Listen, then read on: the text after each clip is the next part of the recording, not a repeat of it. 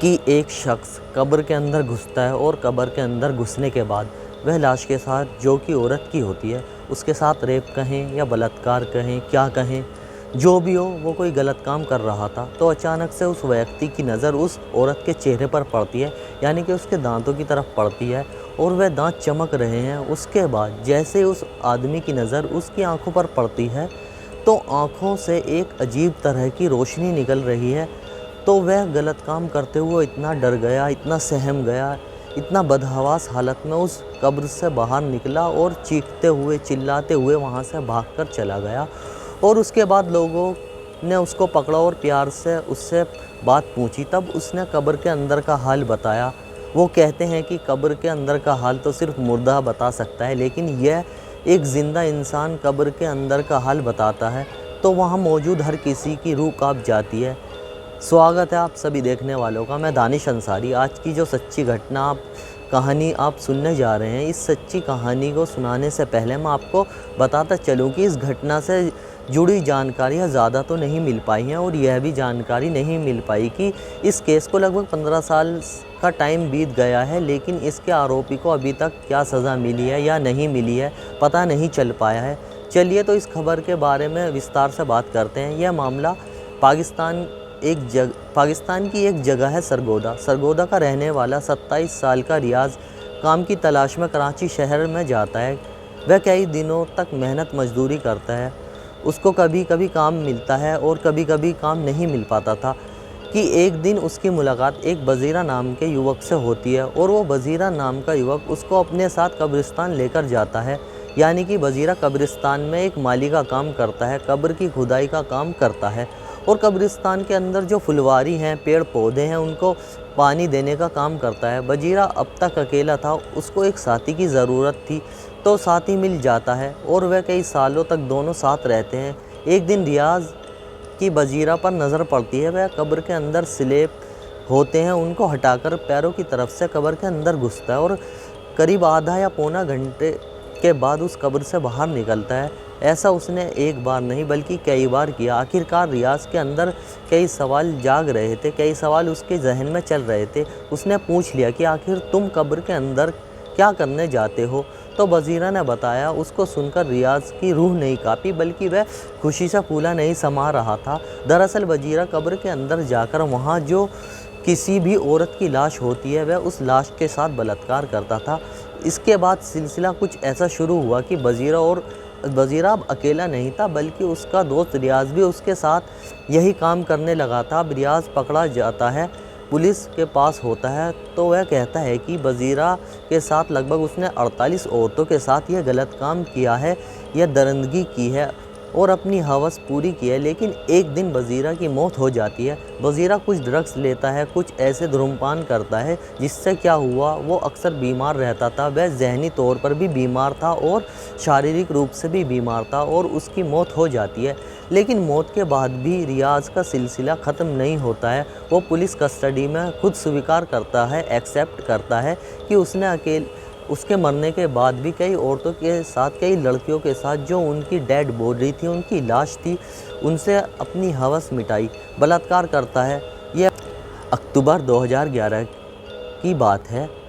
रियाज ने एक कब्र का स्लेब हटाकर पैरों की तरफ से एंट्री की और उसके बाद अंदर चला गया और अंदर जाने के बाद उस लाश के साथ वह गलत काम कर ही रहा था कि उस लाश के दांतों से एक रोशनी निकली। फिर उसकी आंखों से रोशनी निकली और जब रोशनी से वह इतना घबरा गया, इतना परेशान हो गया कि वहाँ से भाग ही रहा था। उसकी चीख पुकार सुनकर वहाँ आसपास के लोग जमा हो गए। लोगों ने जब सच्चाई, हकीकत जानी तो उस पर टूट पड़े। बात ही कुछ ऐसी थी कि किसी को भी इतना गुस्सा आ जाए कि उसकी जान लेने को उतारू हो सकता है। आखिरकार कुछ लोगों ने उसको उस भीड़ से बचाया। उसकी मॉब लिंचिंग होते होते बची। आखिरकार पुलिस मौके पर पहुंची, उस आरोपी को गिरफ्तार किया और जब उससे पूछताछ की तो कई चौंकाने वाले खुलासे उसने किए। वह कहता है कि बजीरा के साथ मिलकर उसने लगभग 48 औरतों के साथ इसी तरह से वो रेप कर रहा था। उसके बाद फिर उसने कई औरतों के साथ बाद में भी रेप किया। वह कहता है कराची में जब किसी औरत को दफन किया जाता है, उस कब्र में लाया जाता है तो उसकी ख़ास पहचान होती है, यानी कि उस कब्र पर एक ख़ास तरह का कपड़ा डाला जाता है जिससे यह मालूम हो जाता है कि यह औरत की लाश है। और जब औरत की लाश आती थी तब वह बहुत ज़्यादा खुश होते थे, और ख़ासकर असर की नमाज के बाद, यानी कि शाम के 5 बजे के बाद जब भी कोई मुर्दा दफन होता था तो उस मुर्दे को देखकर उनकी खुशी का कोई ठिकाना नहीं रहता था। और जब उसके घर वाले, परिवार वाले, जो लोग दरूद फातिहा यह सब पूरा करने के बाद वहाँ से जाया करते थे, तब वह दोनों दोस्त मिलकर अपनी दरिंदगी पूरी किया करते थे। रियाज नाम के उस लड़के ने पुलिस की गिरफ्त में आने के बाद अपनी गलती का एहसास किया, अपनी गलती की माफ़ी मांगी, लेकिन इतने बड़े गुनाह की शायद कोई सज़ा माफ़ हो ज़िंदगी में तो कभी नहीं हो। मरने के बाद भी ऐसे शख्स को माफ़ नहीं किया जा सकता। मगर अफसोस की बात है कि इस घटना को 14 साल से ज़्यादा का समय बीत गया है, लेकिन उस शख्स को क्या सज़ा मिली है, क्या वो फांसी पर चढ़ाया गया है या नहीं चढ़ाया गया है, 14 साल बीतने के बाद भी इसका अभी तक खुलासा नहीं हो पाया। जो भी इस घटना को सुनता है कि एक आदमी इतनी ज़्यादा औरतों के साथ कैसे यह सब कर सकता है, पुलिस की जांच में जब उसने टाइम पीरियड खोला, उसने तब से लेकर जब तक यह कब्रिस्तान में नौकरी की थी और इस दरमियान उसने इतनी औरतों के साथ यह गलत काम किया था, तो उस दौर में उन दोनों जितनी भी महिलाएं, जितने भी लड़कियां दफन हुई थी, उनके परिवार वालों की रूह कांप उठती थी।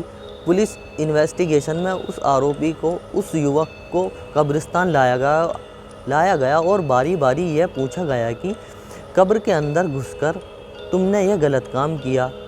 जैसे वह बताता था, सुनने वालों की रूह कांप जाती थी और जिनके परिवार के लोगों की वह कब्र थी, महिलाओं की, लड़कियों की कब्र थी, खासकर उनकी रूह कांप जाती थी। वो लोग आज भी इस बात को सुनकर सहम जाते हैं। दोस्तों, दुआ करता हूँ कि इस तरह की घटना फिर कभी दोबारा ना हो। हालांकि हिंदुस्तान में अभी तक ऐसी किसी भी घटना के बारे में सुनने को नहीं मिला, लेकिन पाकिस्तान में शायद यह आम बात हो सकती है। दोस्तों, इस कहानी को सुनाने का मकसद किसी को परेशान करना नहीं, किसी को दिल दुखाना नहीं, बल्कि आपको जागरूक करना है, समाज में हो रही घटनाओं से सावधान करना है। आप जहां रहें सुरक्षित रहें। जय हिंद दोस्तों।